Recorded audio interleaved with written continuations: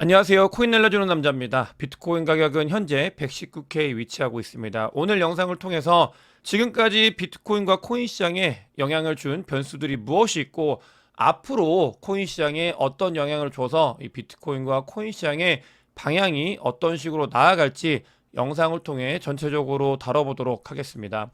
먼저 선물 천사맥상으로 봤을 때 지난 영상을 찍었을 때도 비트코인이 올타임 하이를 향해 달려가고 있었는데 쭉쭉 올라가서 123K까지 올라가는 기염을 토했었습니다. 이 상황이 됐을 때 갑자기 여러분들도 다 아시는 비트코인을 8만 개 보유하고 있는, 제가 예전에 퍼블릭 영상에서 캐시우드가 이 8만 개가 정부가 간사본하는 거 아니냐라고 말씀드렸던 8만 개를 가지고 있던 월렛이 비트코인을 갤럭시 디지털로 이동을 하면서 갤럭시 디지털이 거래소로 입금을 했고, 충격 그리고 공포가 이어지면서 비트코인 가격은 116K까지 하락을 한 모습을 확인할 수 있습니다. 이 과정에서 많은 고배 롱 포지션이 정리가 됐었고요.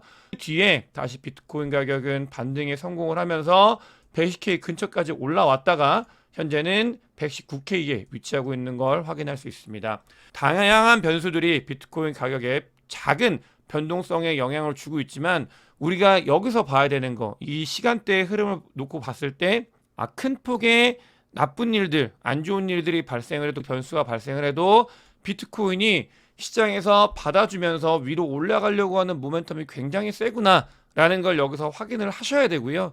또 보시게 되면 많은 사람들이 점점 더 관심을 두고 있다라는 게 선물청사 맵상에 보시면 롱 포지션과 숏 포지션이 아주 많이 두껍게 구축이 되고 있는 걸 확인을 할 수 있습니다. 정리를 하겠습니다. 첫 번째로는 안 좋은 부분이 나왔어도 그 부분을 리커버리 하면서 올라가려고 하는 힘을 우리는 봤다라는 게 첫 번째고, 두 번째 같은 경우는 사람들의 관심도가 비트코인이 계속 올라가다 보니까 점점 더 많이 발생하는 단계에 이르렀다라는 걸 확인할 수 있는 장이었습니다. 8만 개를 가지고 있는 비트코인 월렛이 오늘 아침에도 비트코인 1만 개를 또 이동했다고 합니다. 그 영향을 받아서 비트코인이 110K까지 갔다가 밑으로 다시 내려왔었는데, 이 8만 개를 가지고 있는 비트코인의 월렛의 비트코인이 전부 다 사라질 때까지는 이 부분이 비트코인과 코인 시장에 계속해서 영향을 줄 가능성이 있기 때문에 이런 변수, 부정적인 변수죠. 이 변수 같은 경우는 우리가 달고 간다 라고 보면서 시장을 이해하는 게 더 낫겠습니다.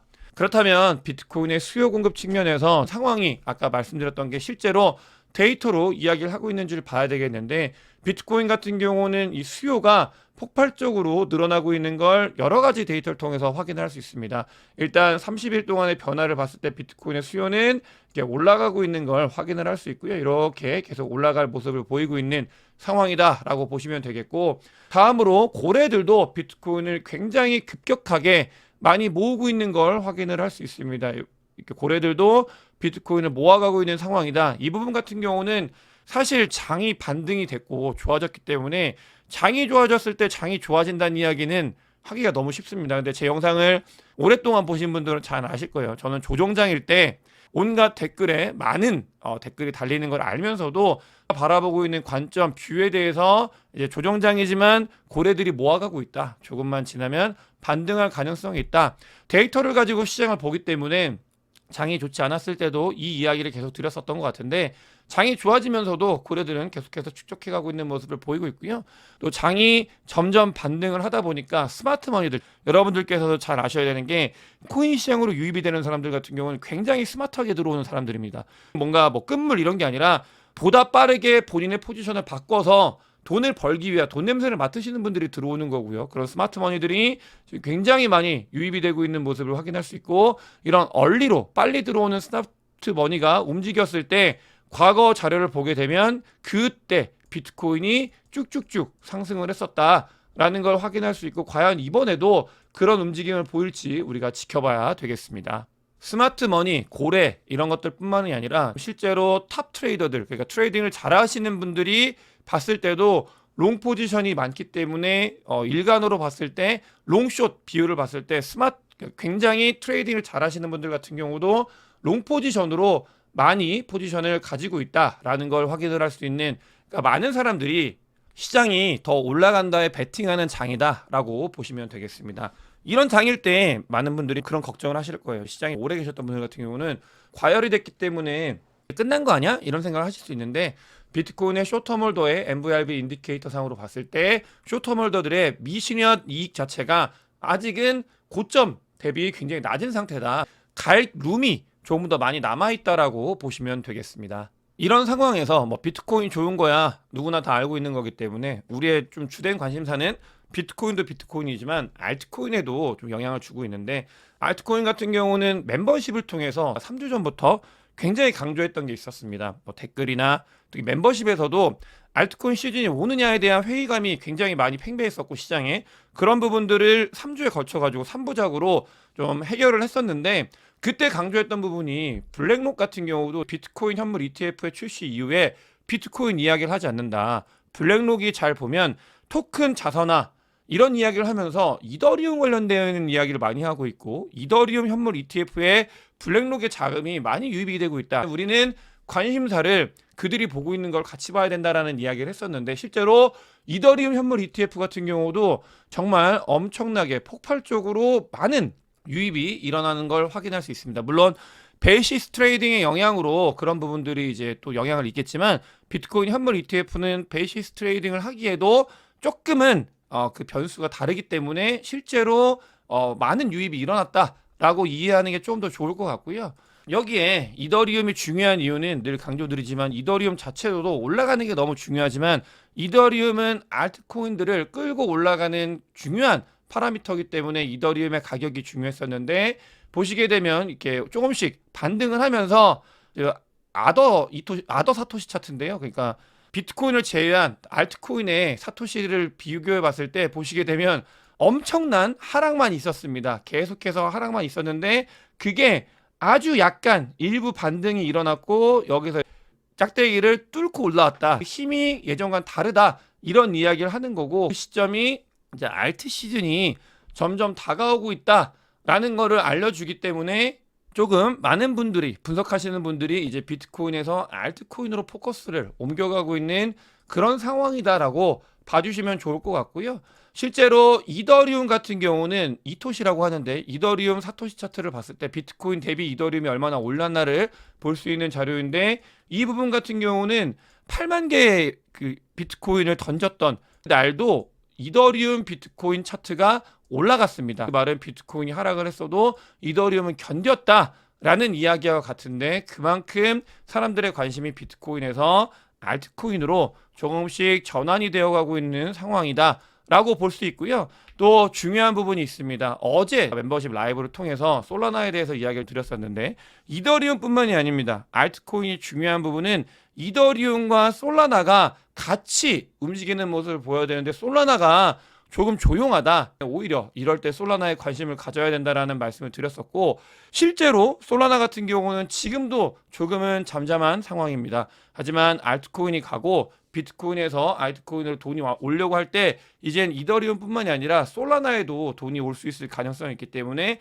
굉장히 우리가 주목해서 봐야 되는 상황이고 아주 조금 반등을 한 모습을 보이고 있다라고 보시면 되겠고요. 이더리움 같은 경우는 버블맥상으로 봤을 때 잠깐 버블이 있었습니다. 근데 버블이 롱 포지션이 정리가 된 게 아니고요. 많은 사람들이 숏 포지션을 구축을 하다가 터져가는 그런 모습을 보였었고 그때 숏이 과열이 있었다. 지금은 숏 과열이 모두 다 이제 다 정리가 됐고 시장에서 다 퇴출을 시키고 그러고 나서 더 상승이 있었기 때문에 이제는 조금 더 클린한 상태에서 이더리움이 갈 수 있는 힘 모멘텀이 생겼다라고 보시면 되겠고요. 여러 가지 데이터에서 이더리움이 이제 불장 초입 근처에 다다랐다라는 이야기를 하고 있습니다. 실제로 달려가려고 하는 초입에 다다른 모습을 보이고 있다라고 이야기하고 있고 이런 부분들은 다른 자료들을 봐도 조금씩 이야기를 하고 있기 때문에 관심을 둬야 되는 상황은 맞는 것 같습니다.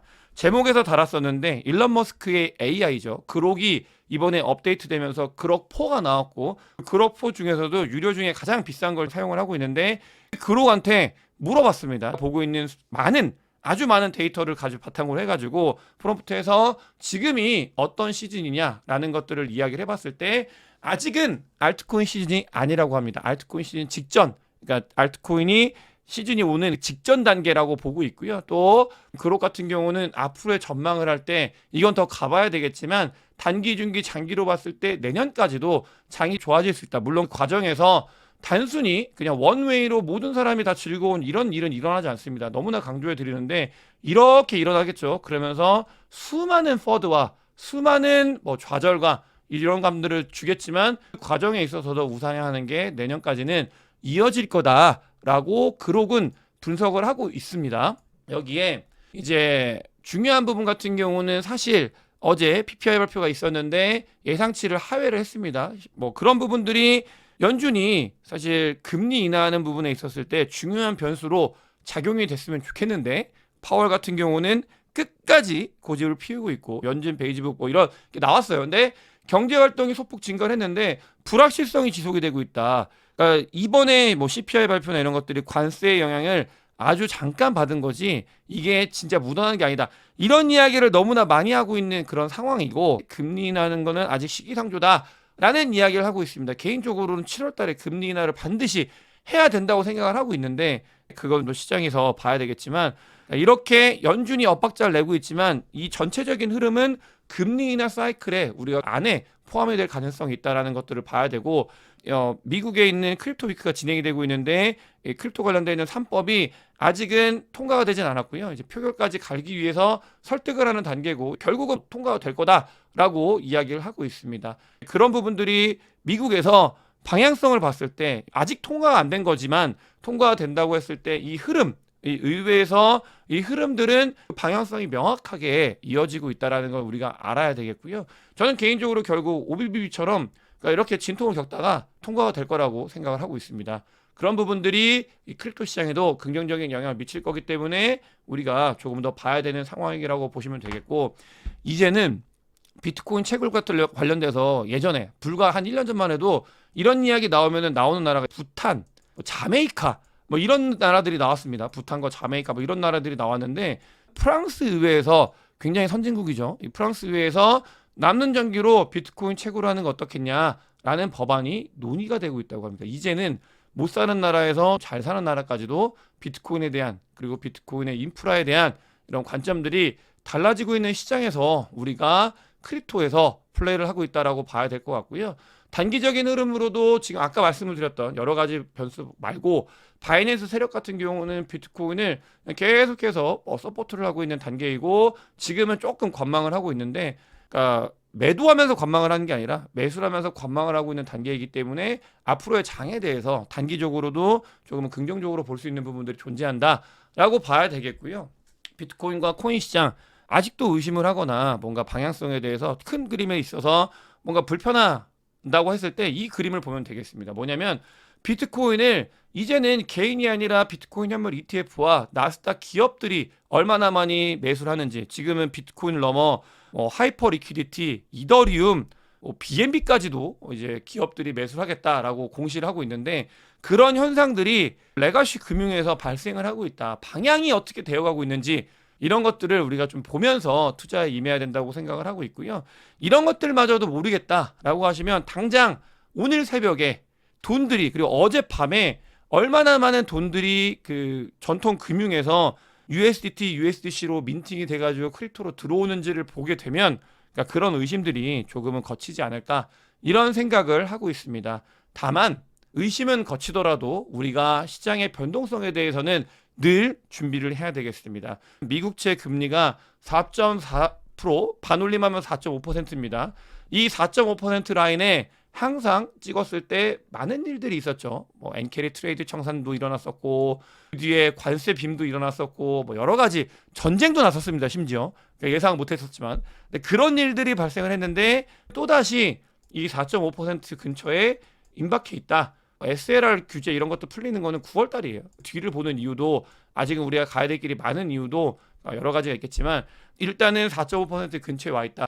이 부분이 매크로 어떤 건지는 알 수 없지만 부정적인 변수가 발생할 수 있다는 건 우리가 인지를 하면서 이 크립토 시장 전체를 이해하고 가야 되는 중요한 자리다라고 말씀을 드릴 수 있겠습니다. 많은 이야기를 나눴는데 전체적인 방향에 대해서, 단기적인 흐름에 대해서, 그리고 우리가 조심해야 되는 부분들에 대해서 잘 챙기셨으면 좋겠고요. 오늘 영상이 도움이 되셨으면 구독과 좋아요, 많은 공유, 댓글, 그리고 큰 관심, 그리고 멤버십을 하고 있는데 멤버십에도 많은 관심 부탁드리겠습니다. 영상 봐주셔서 대단히 감사합니다.